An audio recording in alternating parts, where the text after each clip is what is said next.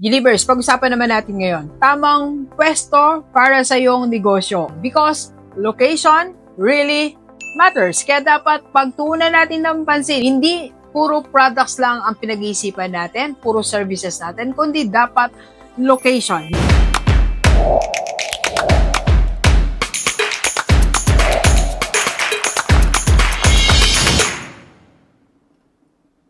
Napakalaga po ng location first for visibility and customer access. Napakalaga na nakikita tayo at madaling i-access ng ating kliyente. Second, napakalaga din na conveniente sa mga customers natin ang pagpunta sa iyong location. And third, competition and market demand. Kailangan makita din natin kung high demand ba yung product mo dyan o wala namang demand. And number 4, operational cost. Kung prime cost ba yan or low cost area lang. So, kailangan alam natin yan for our budgeting and growth potential. Sa location ba na yan, kikita ba tayo o uunlad ba ng long term ang ating business? And of course, kailangan maintindihan natin that right location first attracts more customers. Second, it can increase your income. And third, it ensures long-term sustainability of your business. Kaya napakahalaga ng location. So before you start your business, research on first, foot traffic. Madami bang dumadaan dyan? Second, mataas ba yung competition? Baka sobrang taas ng competition, hindi ka na makalaban. Maging duguan ka na. And third, operational expenses natin. Kung dyan ka pupwesto, magkano magiging expenses mo? And number 4, zoning laws. Ano ba yung mga batas patungkol sa negosyo dyan sa lugar na yan? Kaya napakahalaga na nakatingin din tayo sa location ng ating business. Delivers, meron ako ditong ni-research na 12 business at kung saan sila dapat nakapwesto para makatulong sa atin. Unahin na natin, kainan or resto, karinderya, coffee shop. Saan ba dapat talaga nakapwesto kung ikaw magsisimula ng ganyang business?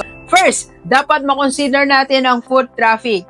Dapat madaming dumadaan yan. So, kaya kailangan nakapwesto yan sa malapit sa schools, offices, mall, and merong maluwag na parking. Hanggat maaari, kung kaya mong may parking, mag-rent ng parking area o madali ang access.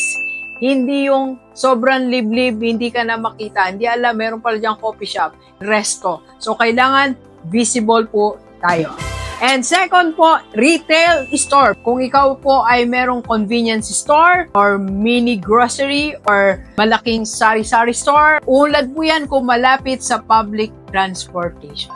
Yes, di ba nakikita naman natin, 7-Eleven, ang mga big convenience store, malapit yan sa transportation. So, kung hindi ka ganun kalaki, kailangan malapit ka pa rin sa public transportation. And number 3, services like salon, laundry, barber shop. Saan ba dapat nagpuput up niyan? Near residential places. Sa mga malapit sa subdivision, dikit-dikit na barangay, diyan ka dapat magpupwesto. And number 4, gadget repairs. Repair ng cellphone, ng charger, repair ng mga gadget. Saan ba dapat tayo pumupwesto? Malapit sa mga malls and business district or mga business area. Number 5, business. Pero bago yan, kape po tayo. And sa mga gustong magpa-coach kay Doc, kung gustong mag-start ng business mo, pwede tayong online or face-to-face. PM lang sa personal FB ni Doc. Yan po ang aking personal FB. Ako mismo ang sasagot ng inquiry mo. Number 5 po is fitness and wellness. For example, gym, dance studio. So, pwede po tayong malapit sa residential and offices na may maluwag na parking. Parking really matters. Alam nyo, before meron akong pinupuntahan na gym, magaling instructor, maganda yung lugar, pero hirap na hirap ako sa parking. Kaya talagang nag-transfer ako sa Mike's Gym. Punta na kayo sa highway. Sobrang laki ng parking area nila dito sa Balanga City. Panalo sa parking, kaya doon ako nag-stay. Doon ako napadpad. Mike's Fitness Gym. Number 6 po is auto service like car wash, vulcanizing, and auto repair.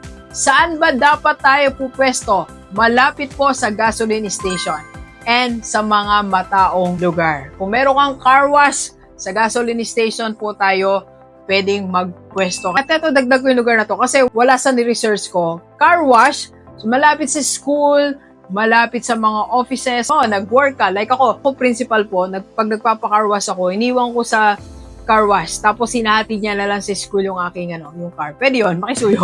Number 7, yan, agri-business. Like mga organic store, plant shop, pwede yan malapit sa market.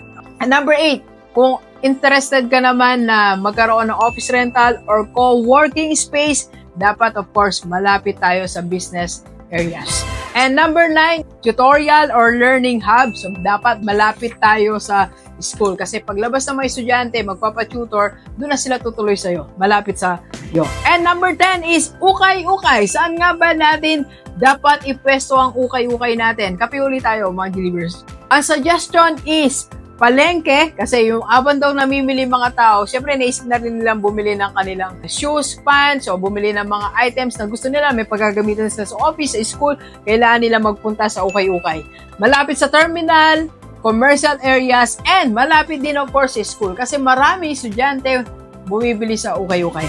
Number 11, pet shop. Baka gusto mo rin itry yan, so malapit dapat sa residential, vet clinics, or malapit sa malls. And last po, shoe business, sapatos business. Pwede malapit sa public market, malls, school, at malapit din daw sa ukay-ukay. Okay? So, delivers, ayan ang mga negosyo pwede mong pagpilian at kung saan mo dapat ipwesto. Tandaan natin, location, location, location. Yan ang key para magtagumpay ang negosyo natin. Let's go, let's go. Kape po tayo, kape po.